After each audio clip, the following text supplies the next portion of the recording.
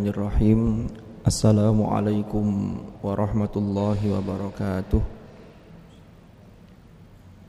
Alhamdulillahi wa kafa wa salamun ala ibadihi alladhina astafa. Amma ba'd. Para jamaah salat maghrib jamaah Masjid Sabilillah Malang, alhamdulillahi rabbil alamin. Pada malam hari ini kita masih diberi kesempatan oleh Allah untuk melaksanakan sholat berjamaah dan diberi kesempatan oleh Allah untuk kita nambah ilmu. Mudah-mudahan apa yang kita lakukan ini mendapatkan ridha Allah Subhanahu wa taala dan menjadi wasilah turunnya rahmat Allah kepada kita dan juga kepada keluarga kita, anak cucu kita, sehingga mudah-mudahan putra-putri kita ditakdir oleh Allah menjadi dzurriyyatan thayyibah, menjadi putra-putri yang salih-salihah. Ala hadhihi niyyah wa ala kulli niyatin salihah wa ala ma nawainahu wa ala ma nawahu as-salafus salih. Thumma ila hadratin nabiyil mustafa Muhammadin sallallahu alaihi wasallam. Wa nakhussu khususan ila muallif kitab An-Nuril Mubin fi mahabbati sayyidil mursalin hadratus Syekh Haji Hasyim Asy'ari wa usulihi wa furu'ihi wa ila jami'i masyayikhina fi silsilati ta'limina wa ta'allumina wa nafa'ana bihim wa bi ulumihim fid dharain amin. Al-Fatihah. Bismillahirrahmanirrahim. Alhamdulillahi rabbil alamin.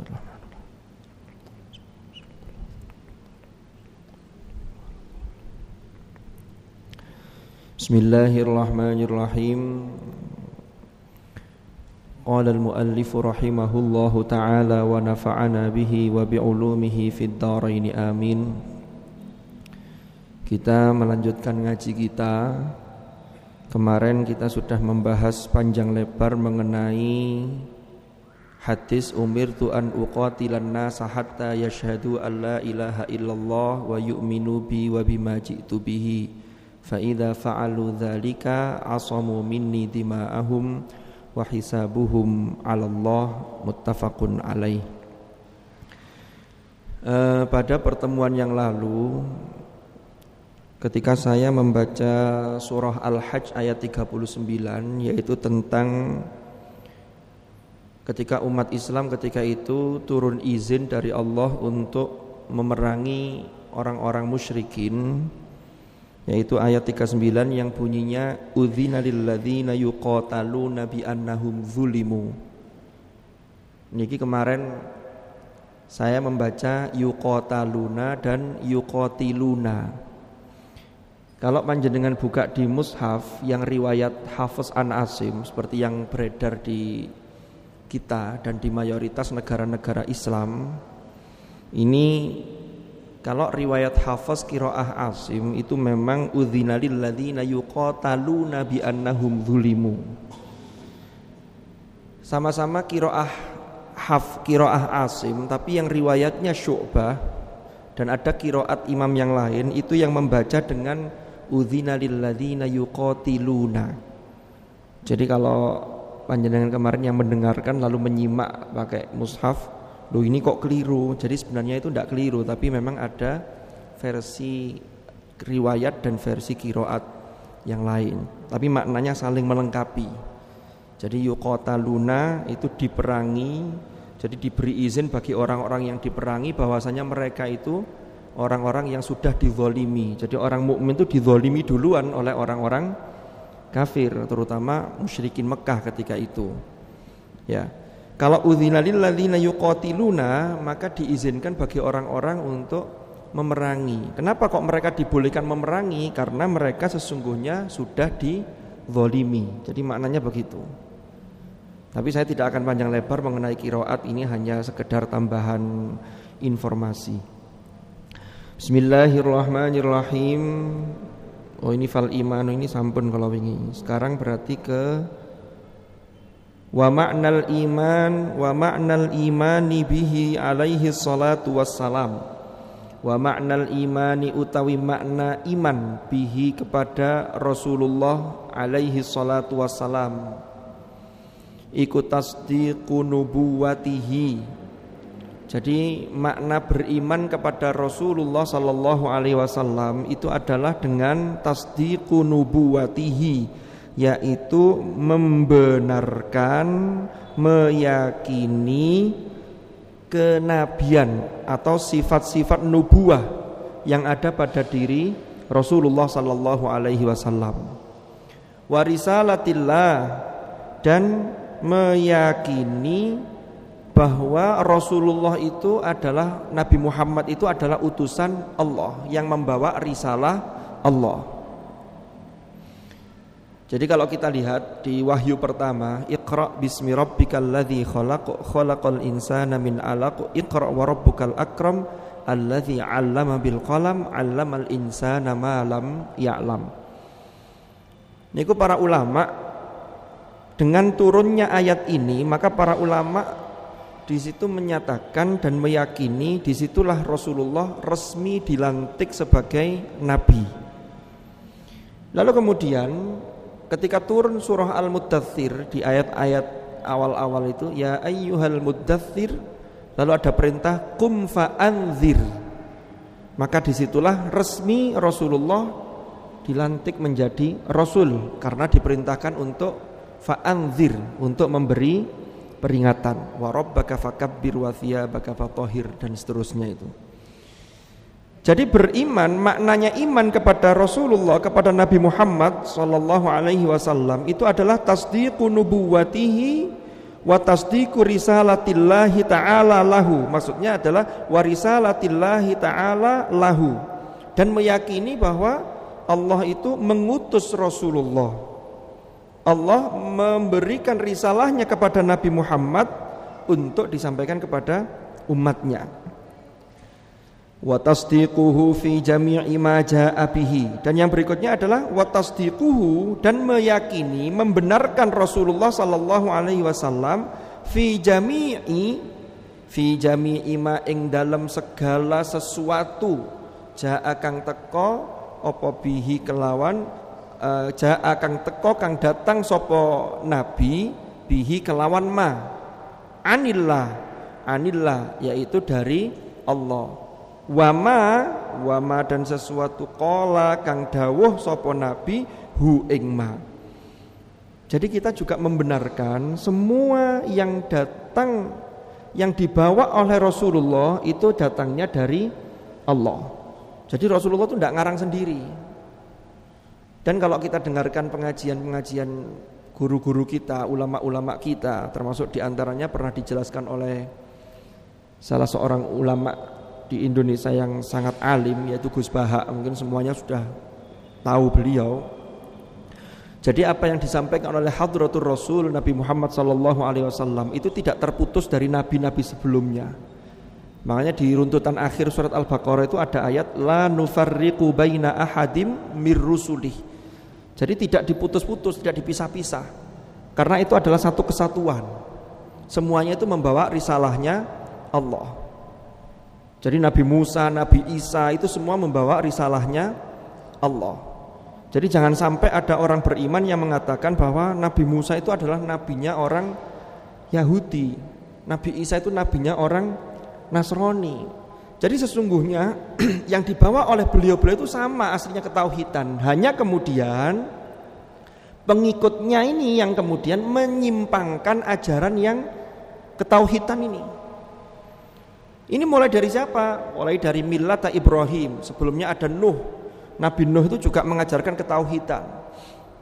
Jadi makanya di surat As-Saffat itu ada ayat juga wa inna min syi'atihi la Ibrahim. Jadi keturunannya Nuh itu nanti ada Nabi Ibrahim. Yang itu semua adalah membawa ketauhidan. Anit tabi' millata Ibrahim hanifa. Jadi mengikuti millahnya Ibrahim. Jadi yang dibawa oleh Rasulullah itu ketauhidannya sama, yaitu mengesahkan Allah. Hanya nanti bedanya ada dalam tataran syariat, prakteknya ini.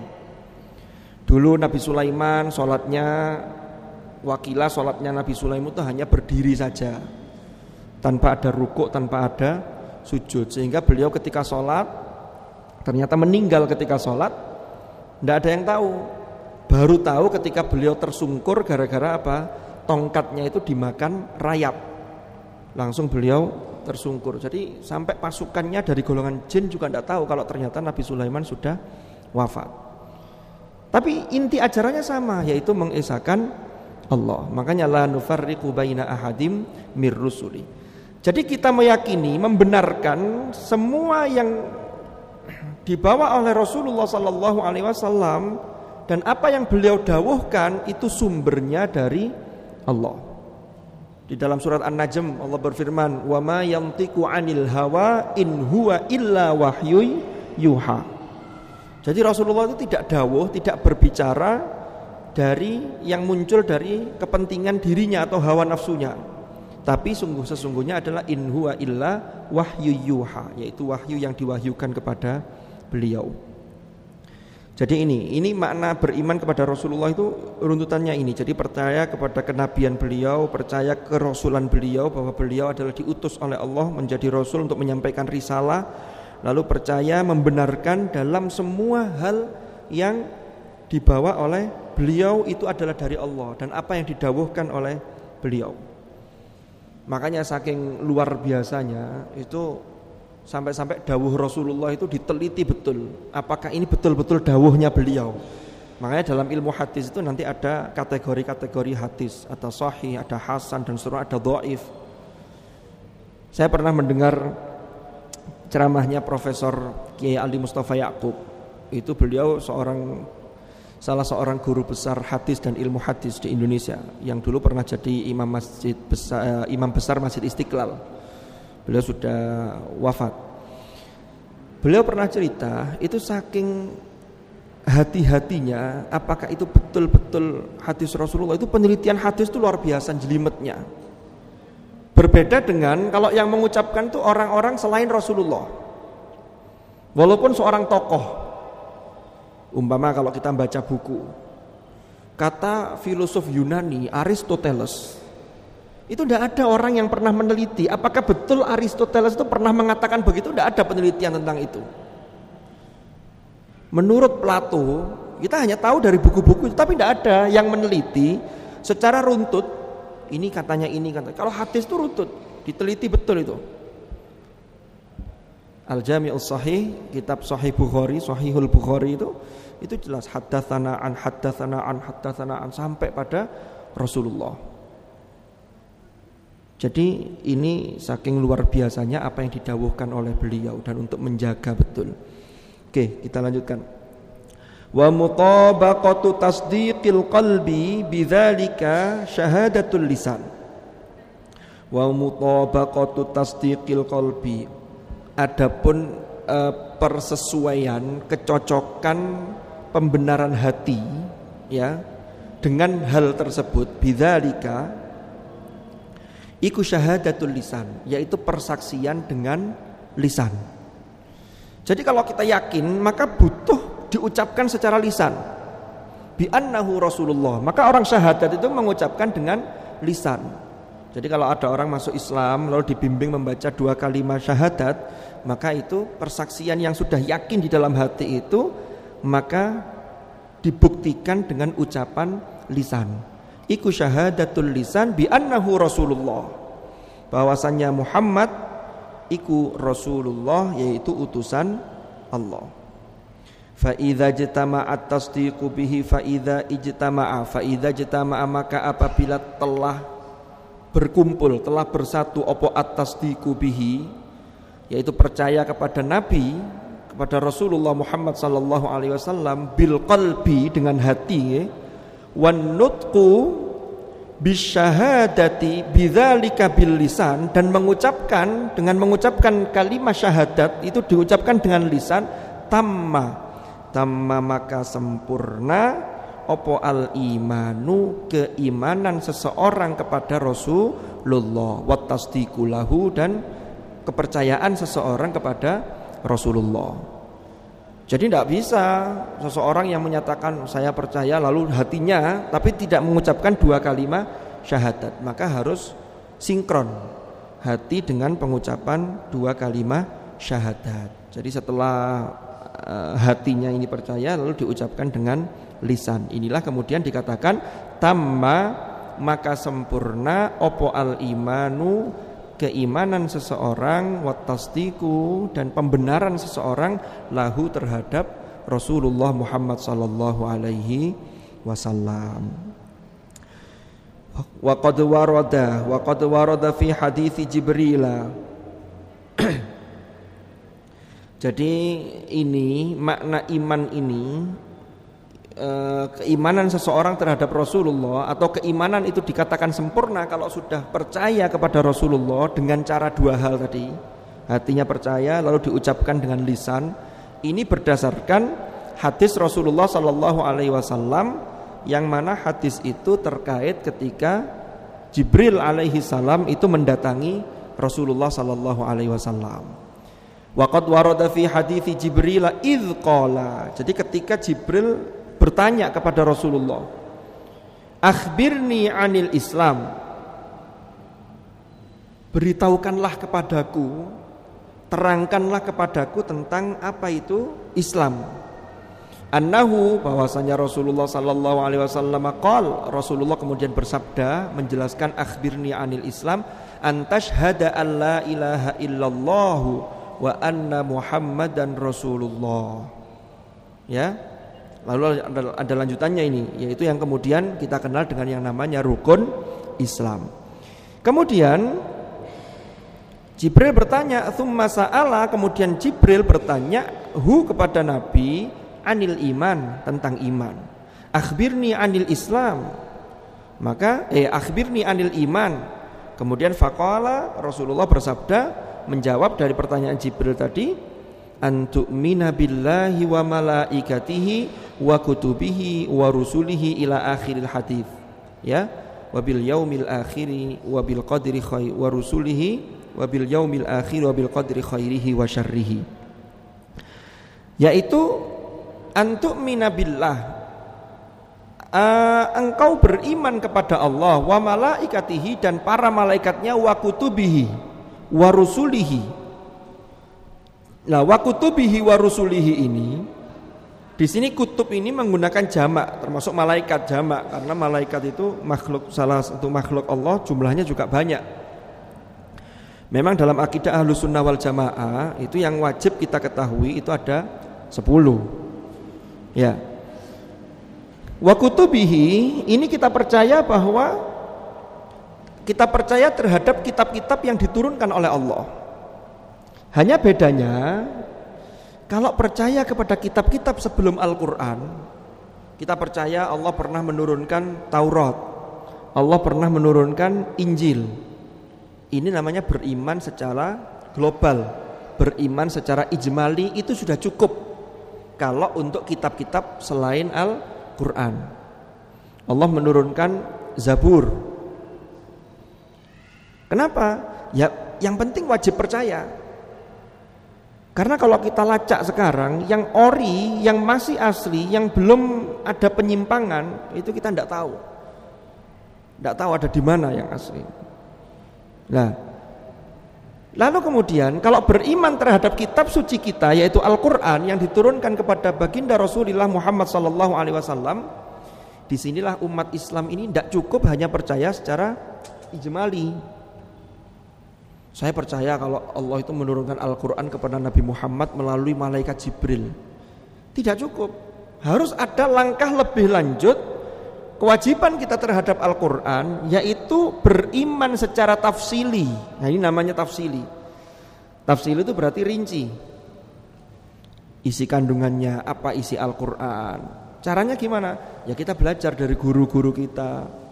Lalu mengkaji kitab-kitab yang memang mu'tabar, yang memang sudah diakui kredibilitasnya. Ini kalau beriman terhadap Al-Quran. Jadi tidak cukup hanya ijmali. Wa rusulihi, ini juga begitu. Rasul-rasul yang dulu kita yakin bahwa Allah pernah mengutus rasul sebelum Nabi Muhammad sallallahu alaihi wasallam. Ya. Tetapi ketika kita beriman kepada Rasulullah sallallahu alaihi wasallam, maka tidak cukup hanya saya percaya, tapi harus ada rincian. Apa sih risalah yang dibawa oleh beliau? Lalu kita berusaha untuk meneladani, berusaha untuk melakukan mana hal-hal yang wajib dan seterusnya. Nah, inilah yang harus kita lakukan sebagai orang mukallaf, sebagai orang beriman. Faqad qarrara sallallahu alaihi wasallam, maka teman-teman netepake sapa Nabi Muhammad sallallahu alaihi wasallam, annal imana bihi muhtajun ilal aqdi bil jinan. Bahwasanya Rasulullah ini menetapkan bahwasanya iman ing sak temene iman iku bihi, iman kepada Rasulullah iku muhtajun, membutuhkan ilal aqdi bil jinan, yaitu membutuhkan ikrar di dalam hati. Jadi ya, keimanan secara umum termasuk iman kepada Allah dan Rasulnya ini membutuhkan ikrar di dalam hati. Wa kadzalikal Islam, begitu juga Islam iku mudtarrun, butuh ilan nutqi bil lisan, terhadap mengucapkan dengan lisan. Fasyahadatu bil lisan duna tasdiqil qalbi hiya ainun nifaq. Jadi kalau ada orang yang syahadah itu hanya mengucapkan syahadah dengan lisannya, tapi duna tasdiqil qalbi, di hatinya tidak ada pembenaran, maka hiya ainun nifaq. Inilah yang disebut dengan ainun nifaq. Apa ainun nifaq itu? Yaitu bentuk nyata dari kemunafikan. Wal iyadzu billah. Jadi ini harus hati-hati. Saya teringat dawuhnya Romo Kiai Tolha. Dulu beliau pernah dawuh, jadi nifak itu ada dua kategori. Kan kalau munafik niku orangnya, kalau nifak itu sifat yang menempel pada orang munafik. Nifak itu kemunafikannya. Asyirku itu kesyirikannya. Tapi kalau musyrik orangnya, kan begitu. Kafir orangnya, kalau kufur kekafirannya yang nempel pada orang kafir itu. Beliau pernah dawuh, nifak itu ada dua. Yang paling berat ini nifak atau munafik yang sebagaimana pada masa Rasulullah sallallahu alaihi wasallam itu banyak orang yang nifak itu i'tiqadi. I'tiqadi itu apa maksudnya? Ya ini hanya syahadahnya bil lisan, tapi hatinya mengingkari. Ini yang kemarin sempat saya singgung. Salah seorang senior dari suku Khazraj yang namanya Abdullah bin Ubay bin Salul. Ini tokoh munafik yang luar biasa ini. Pentolannya munafik.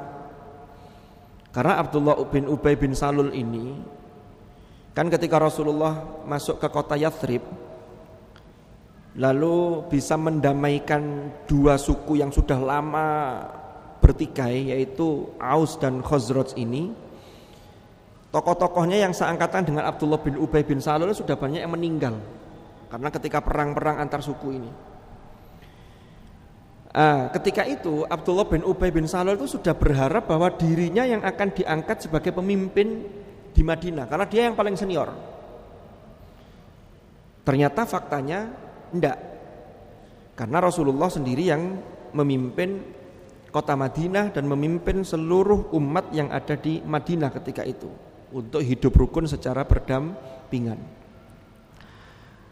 Nah, karena dia ini gagal dan dia ini kalau langsung melawan tidak punya kekuatan, sehingga akhirnya yang dia lakukan adalah dia pura-pura bersyahadat di hadapan Rasulullah, sehingga inilah fasyahadatu bil lisan duna tasdiqil qalbi. Jadi tidak ada keyakinan dan hatinya tidak percaya, hatinya mengingkari dia, hanya untuk nyari biar dia selamat dan sambil nyari bagaimana dia mendapatkan posisi. Ini namanya nifak, munafik. Lah kalau zaman sekarang ini yang banyak ini bukan nifak yang i'tiqadi, tapi nifak yang amali. Ini juga harus diwaspadai. Ada munafik itu yang munafik itu amalia. Contohnya gimana? Itulah yang digambarkan di akhir juz 5 itu di dalam surah An-Nisa. Innal munafiqina yukhadi'una Allaha wa huwa khadi'uhum. Wa idza qamu ila sholati qamu kusala. Jadi sesungguhnya orang-orang munafik itu mereka ini melakukan tipu daya kepada Allah. Ya. Lalu wa idza qamu ila shalah, ketika mereka ini mendirikan salat, berdiri untuk melaksanakan salat, itu ciri-cirinya kalau nifak amali, qamu kusala. Salatnya ya malas-malesan. Tidak serius. Ini jadi introspeksi kita semua. Lalu yang kedua, yura'unan nas, berharap pada untuk dilihat orang lain. Ada sifat riya.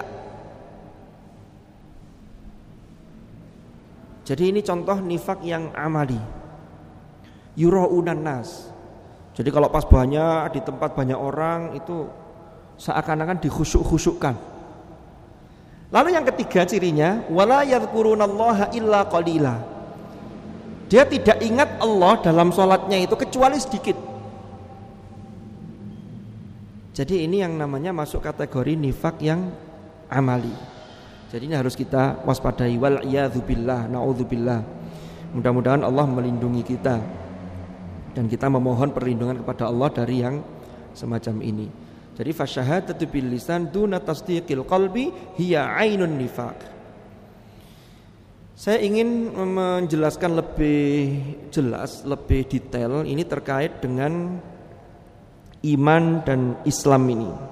Kan ini tadi kita membicarakan tentang ada waqad warada fi hadits Jibril idz qala akhbirni 'anil Islam. Islam dan iman itu lebih dulu mana? Karena pernah terjadi suatu ketika dari kabilah Asad bin Khuzaimah. Kabilah Asad bin Khuzaimah ketika itu mereka mengalami masa paceklik. Sehingga mereka ini termasuk mereka ini kemudian kepala sukunya ini menghadap kepada Rasulullah SAW, niatnya ini agar mendapatkan bantuan. Nah, biar mereka mendapatkan perlindungan serta bantuan, maka tidak ada cara lain kecuali dia mengatakan bahwa kami beriman dan kami percaya kepada engkau, wahai Rasulullah. Ini suku pedalaman. Inilah yang kemudian diabadikan di dalam surah Al-Hujurat dalam firman Allah, qalatil a'rabu amanna. Sekelompok al-a'rab, orang-orang Arab ini yang kabilah Asad bin Khuzaimah tadi itu menghadap pada Rasulullah lalu mengatakan amanna, aku beriman. Allah itu kan paling tahu dan Allah pasti tahu di dalam hatinya seseorang itu ini kepentingannya apa. Nah, Rasulullah kemudian mendapatkan petunjuk, kul, katakanlah wahai Muhammad kepada mereka ini, lam tu'minu, kalian ini belum beriman, walakin akan tetapi qulu aslamna, katakanlah bahwa kami baru berislam. Berarti kalau dilihat dari sini, maka ini Islam dulu baru iman. Ini maksudnya apa? Ternyata iman yang dimaksud di sini, kalau orang-orang yang masih pemula seperti ini, apalagi niatnya tadi seperti itu belum mencapai iman yang sungguh-sungguh. Apakah berislam itu tidak beriman? Islam itu sudah memiliki modal iman, potensi rohaninya sudah punya, tapi belum berkembang keimanan itu dengan prestasi rohani. Ini harus dibedakan. Makanya di situ dikatakan walakin qulu aslamna walamma yadkhulul imanu fi qulubikum, karena keimanan yang kokoh itu belum masuk ke dalam hati kalian. Jadi begini. Jadi kalau ada orang Islam, KTP-nya Islam, dia berarti sudah berislam dan dia memiliki iman, tapi belum dikatakan keimanannya itu menjadi kokoh, sehingga kalau keimanannya belum kokoh maka bisa jadi tidak disebut mukmin yang haqqo. Karena mukmin nanti kategorinya macam-macam. Ya, mukmin belum yang haqqo, tapi sudah Islam, dan Islam itu pasti dimulai dari syahadat karena rukun Islam itu syahadat. Dan ketika orang syahadat, maka berarti sudah ada potensi ruhani yang namanya keimanan. Tapi keimanan itu tidak bisa berdiri sendiri. Makanya Rasulullah dalam sabda beliau, salah satu sabda beliau menyatakan al-imanu uryan wa libasuhu taqwa. Jadi iman itu seakan-akan ibarat itu, mohon maaf, telanjang. Bajunya apa? Bajunya itu ya takwa. Jadi potensi itu ada, tapi kalau nggak dikasih baju, tidak ada prestasi rohani yang bisa baik, maka tidak bisa memberikan sumbangsih sehingga keimanan ini tidak berkembang. Makanya Rasulullah juga bersabda di hadis yang lain, al-iman yazidu wa yanqus. Iman itu bisa bertambah, bisa berkurang. Tambahnya melalui apa? Melalui amal-amal baik, amal soleh. Amal soleh itulah prestasi takwa. Jadi ini saling berkaitan. Jadi tidak cukup orang hanya saya sudah percaya, sudah beriman, ya sudah. Memang yang ada keimanan sebiji dzarrah itu memang dalam akidah Ahlus Sunnah wal Jamaah itu pasti masuk surga. Tetapi kalau tidak didukung dengan amal-amal yang baik, ini nanti ya dicelupkan dulu di neraka berapa lama? Na'udzubillah. Kan begitu. Karena kuncinya sudah kepegang, miftahul jannah la ilaha illallah, kan begitu. Makanya monggo, mumpung kita ini masih diberikan kesempatan oleh Allah, mari kita selalu mengupgrade ketakwaan dan keimanan kita. Ini harapan kita, dan mudah-mudahan kita selalu dibimbing oleh Allah Subhanahu wa taala. Oke, saya lanjutkan. Untuk memperjelas ini pernah dikutip di tafsir,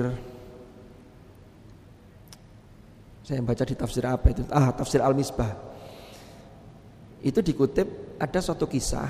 Dulu pernah saya ceritakan juga ketika ngaji Ramadan. Ada satu kisah, yaitu Syekh Hasan Al-Basri. Syekh Hasan Al-Basri itu gurunya para sufi. Syekh Hasan Al-Basri itu punya majelis ngaji di kota Basrah kayak begini nih. Suatu ketika ada jamaah beliau yang bertanya kepada Syekh Hasan Al-Basri. Tanyanya begini, ya Syekh, amu'minun anta? Wahai Syekh Hasan Al-Basri, amu'minun anta? Apakah panjenengan ini orang mukmin? Mendengar pertanyaan itu, Syekh Hasan Al-Basri itu menunduk tapi belum menjawab. Si jamaahnya ini semakin penasaran, ditanya lagi, ya Syekh, amu'minun anta? Wahai Syekh, panjenengan ini orang mukmin dah? Ini coba kita bayangkan ya, ada orang ngaji begini, tiba-tiba ada jamaah yang nyeletuk, Ustaz, jenengan ini tiang mukmin. Nah, itu kan kalau tidak disikapi secara bijak kan, loh ini maksudnya apa ini? Sampai 3 kali, salah sama rot. Yang ketiga, ya Syekh, amu'minun anta? Akhirnya Syekh Hasan Al-Basri menjawab begini, kalau yang engkau tanyakan itu adalah aku beriman sebagaimana hadis Rasulullah yang tadi itu ya, yang Jibril datang kepada Rasulullah. Jibril datang itu tidak berbentuk malaikat wujud aslinya, enggak. Tapi ketika itu Jibril menyamar dalam bentuk manusia yang bersih, yang putih, ganteng pokoknya. Dan itu para sahabat tidak melihat ciri atau tanda beliau habis melakukan perjalanan jauh. Sahabat tidak ada yang kenal siapa tadi itu. Akhirnya rasa penasaran sahabat itu dijawab sendiri oleh Rasulullah, tahukah kamu wahai Umar dan para sahabat yang lain siapa tadi yang datang kepadaku? Kami tidak tahu ya Rasulullah, kami tidak kenal. Ternyata Rasulullah menjawab, Jibril, atani Jibril yu'allimukum dinakum. Jadi Jibril datang kepadaku untuk mengajar kepada kalian agama kalian. Saya kembali ke cerita Syekh Hasan Al-Basri tadi. Jadi Syekh Hasan Al-Basri ini ditanya, setelah menjawab, jawabannya begini, kalau yang engkau maksud itu adalah sebagaimana hadis ini, antu'mina billahi wa malaikatihi wa kutubihi wa rusulihi wal yaumil akhiri wa bil qadri khairihi wa syarrihi. Kalau saya ini dianggap adalah orang beriman yang beriman kepada Allah, percaya kepada Allah, percaya kepada malaikat, percaya kepada kitab-kitab Allah, percaya kepada utusan-utusan Allah, percaya kepada hari akhir, dan percaya kepada qada dan qadar, maka aku adalah orang yang beriman. Berarti ini kalau ada orang yang percaya 6 hal ini, berarti dia sudah rukun iman terpenuhi, berarti dia punya potensi keimanan. Tapi potensi ini belum berkembang karena ini tahap iman yang minimalis. Kenapa? Karena Syekh Hasan Al-Basri kemudian menjelaskan, tapi kalau yang engkau maksud adalah aku beriman sebagaimana firman Allah di dalam surat Al-Anfal ayat 2 sampai ayat 4, beliau menjawab, saya tidak bisa memastikan apakah diri saya sudah beriman atau belum. Lalu beliau membaca ayat, innamal mu'minuna alladzina idza dzukirallahu wajilat qulubuhum wa idza tuliyat alaihim ayatuhu zadatuhum imanan wa ala rabbihim yatawakkalun. Ini ayat 2 dari surah Al-Anfal. Napa maknane? Innamal mu'minuna alladzina idza dzukirallah. Sesungguhnya orang-orang beriman itu apabila idza dzukirallah, disebut lafaz Allah, disebut nama Allah, wajilat qulubuhum, hatinya bergetar. Kenapa? Karena saking dalamnya keimanannya. Sehingga disebut namanya saja itu getarannya luar biasa efeknya. Apalagi dengar suara azan, langsung connect. Jadi kalau disebut Allah atau dengar lafaz azan atau wa idza tuliyat alaihim ayatuhu, lanjutannya wa idza tuliyat alaihim ayatuhu, apabila dibacakan kepada mereka ayat-ayat Allah, zadatuhum imana. Lah ini keimanannya bertambah kuat. Jadi ini ciri yang kedua. Yang ketiga cirinya wa ala rabbihim yatawakkalun, tingkat tawakalnya, tawakulnya, tingkat tawakalnya orang ini, orang beriman yang sesungguhnya ini, itu total kepada Allah. Jadi tawakul itu ya ba'dal ikhtiar, karena tidak bisa langsung pasrah. Itu kan terkenal sekali dalam hadisnya Rasulullah itu, ketika ada seorang sahabat yang mengikuti majelis Rasulullah, lalu untanya ditinggal di luar. Ditanya, kemana untamu? Hilang. Ternyata hilang. Loh, lah tidak diikat? Tidak, saya pasrah, saya tawakal pada Allah. Maka jawaban Rasulullah, i'qilha thumma fatawakkal 'ala Allah. Ikatlah dulu untamu, setelah diikat baru tawakal. Nah, untanya tidak diikat, moro-moro diculno lalu pasrah. Ini ya salah mendudukkan persoalan tawakal. Wa 'ala rabbihim yatawakkalun. Lalu berikutnya cirinya yang ketiga, keempat, alladzina yuqimunas shalah. Mereka senantiasa iqamatus shalah, yaitu mendirikan salat. Mungkin sudah banyak yang tahu para jamaah ini. Jadi bedanya antara muqimus shalah dengan al-musallin itu berbeda. Kalau muqimus shalah itu lebih kuat. Itulah yang diminta Nabi Ibrahim, Rabbi ja'alni muqimas sholati wa min dzurriyyati, Rabbana wa taqabbal du'a. Kenapa? Kalau muqimus shalah itu mendirikan salat, itu berarti dia betul-betul menjaga salatnya. Mulai dari menjaga betul kapan panggilan sholat itu datang, lalu ketika menunaikan atau mendirikan sholat itu diperhatikan betul syarat rukunnya, lalu diperhatikan betul sholat yang serius seperti apa. Makanya nanti di surat Al-Mu'minun itu orang-orang mukmin yang sudah keimanannya mapan itu beruntung kalau memenuhi qad aflahal mu'minun alladzina hum fi sholatihim khashi'un, kan begitu, dan seterusnya. Lalu saya lanjutkan. Kalau al-musallin itu ya bisa sholatnya sakarepe dhewe. Lalu setelah sholat itu tidak ada dampak atau efek dari sholat yang dia lakukan. Makanya orang yang al-musallin itu bisa terkena ancaman fawailul lil musallin alladzina hum an sholatihim sahun. Sehingga ayatnya bukan fawailul lil ladzina yuqimunas shalah, mboten. Kalau muqimus shalah itu tidak kena fawailul. Karena yang kena fawailul itu lil musallin alladzina hum an sholatihim sahun, yang lalai dari nilai-nilai yang dikandung di dalam sholat itu, termasuk dampak atau efek setelah sholat. Makanya ada kaitannya dengan yukadzibu biddin, sholat tapi masih nyakiti anak yatim, sholat tapi masih tidak mau perhatian secara sosial kepada orang yang membutuhkan. Ini bisa terkena fawailul lil musallin karena sahun. Kalau kata para ulama, untungnya ayat ini tidak menggunakan fi, tapi menggunakan an. Sehingga kalau menggunakan an, sahunnya itu ya dari nilai-nilai sholatnya. Contohnya apa? Sholat itu salam, diakhiri dengan salam. Ketika diakhiri dengan salam, maka harusnya orang yang sholatnya baik itu menebar kedamaian, menebar keselamatan. Nah itu, kalau pakai V bahaya. Pakai V, banyak di antara kita yang lalai ketika di dalam sholat kita. Termasuk saya. Kadang eling pas takbir, mesti eling Allahu Akbar. Nanti imamnya baca surat. Kalau imamnya enak mungkin kita masih bisa menikmati. Kalau tidak enak panjang ayatnya itu sudah gerembeng dalam hati. Kapan marine kan itu kan repot itu. Oke, kita lanjutkan. Alladzina yuqimuna shalah wa mimma razaqnahum yunfikun. Ini ciri yang kelima. Dan dari sebagian apa yang kami rizkikan kepada mereka itu menginfakkan, menafakohkan di jalan yang diperintahkan oleh Allah. Berarti di sini ada sebuah gambaran yang luar biasa. Orang yang beriman, yang imannya baik itu seimbang antara kesalehan individu dengan kesalehan sosial. Kenapa? Karena di situ digambarkan alladzina yuqimuna shalah digandengkan dengan wa mimma razaqnahum yunfikun. Lu kan luar biasa ini. Maka disitulah baru kemudian kalau sudah memenuhi syarat itu, lanjutan ayatnya ulaika humul mu'minuna haqqo. Mereka itulah orang-orang mukmin yang benar-benar mukminnya kuat, haqqo, yang sesungguh-sungguhnya. Kalau itu yang terjadi, maka janji Allah lahum darajatun inda rabbihim. Mereka mendapatkan darajat, kedudukan-kedudukan di sisi Tuhan, di sisi Allah. Lahum darajatun inda rabbihim wa maghfiratun wa rizqun karim, dan mendapatkan ampunan Allah dan mendapatkan rizki yang mulia.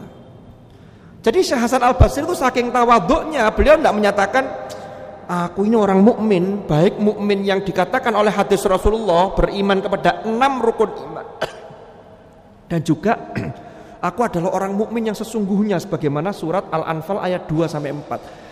Syekh Hasan Al-Basri orang yang sealim itu beliau bukan pede ya, tidak sombong dan tidak karena tawaduknya beliau.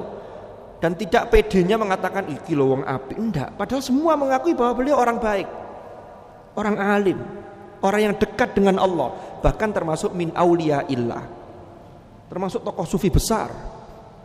Sufi-sufi berikutnya itu banyak terilhami oleh Syekh Hasan Al-Basri. Makanya ini juga beliau mengajarkan, jadi orang itu sealim apapun itu jangan sampai lalu kemudian sok-sokan. Ini loh orang paling baik, ibadah saya top. Tidak ada. Manusia itu pasti punya kekurangan.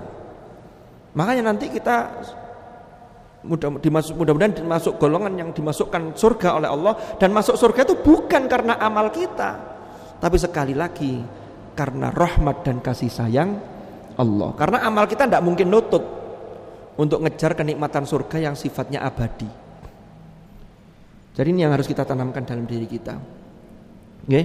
Jadi ini untuk menggambarkan antara Islam dan iman tadi itu. Jadi kalau Islam boleh jadi memang orang yang sudah memenuhi rukun Islam, dia punya potensi imannya sudah ada karena sudah syahadat. Rukun Islam yang pertama kan syahadat. Kan begitu. Tapi untuk mencapai mukminun yang haqqo ini harus diusahakan melalui apa? Melalui prestasi-prestasi ruhani. Inilah yang namanya ketakwaan kita kepada Allah Subhanahu wa taala. Makanya bapak-bapak ini kan setiap Jumat kan selalu dipeseni oleh khotibul Jumu'ah itu selalu pesan ittaqullah, karena ittaqullah itu termasuk salah satu rukun khutbah. Menurut mazhab Syafi'i kalau tidak ada pesan takwanya, tidak ada perintah bertakwa, ya tidak sah Jumatannya. Karena Jumatan itu harus ada 2 khutbah, dan khutbahnya itu rukunnya itu termasuk perintah takwa. Jadi saya dulu ini mungkin sebelum kita akhiri karena sebentar lagi setelah ini Isya. Jadi para bapak-bapak ini mendapatkan amanah yang luar biasa. Kenapa harus Jumatan? Sementara yang ibu-ibu ini walaupun ayatnya itu am, lalu kan ditaksis di hadis Rasulullah kalau para wanita tidak wajib Jumatan. Karena bapak-bapak itu tugasnya berat. Sehingga setiap khutbah Jumat dipeseni takwa ini tidak boleh hanya sampai pada dirinya sendiri, harus disampaikan ke minimal keluarga yang menjadi tanggung jawabnya. Nah kita ini kadang-kadang enggak ya, khutbah malah ditinggal tidur karena dianggap khutbah itu waktu yang terbaik untuk tidur. Ini kan keliru. Jadi mohon maaf. Tapi di sini insya Allah enggak ada yang begitu. Di tempat lain tuh ada yang khutbah itu, apalagi kalau khutbahnya agak panjang dikit begitu. Ya kadang-kadang heran juga ya, khutbah itu 15 menit itu sudah dianggap panjang. Padahal kalau nonton film 15 menit itu tidak kerasa, 2 jam itu tidak terasa. Wallahu a'lam bishawab. Mudah-mudahan manfaat, mudah-mudahan barokah. Kita akhiri dengan doa kafaratul majlis. Bismillahirrahmanirrahim. Subhanakallahumma bihamdika asyhadu an la ilaha illa anta astaghfiruka wa atubu ilaik. Wa sallallahu ala sayyidina Muhammadin walhamdulillahi rabbil alamin. Kurang lebih mohon maaf. Hadanallahu wa iyyakum ajma'in. Al-'afwa minkum. Tsumma assalamu alaikum warahmatullahi wabarakatuh.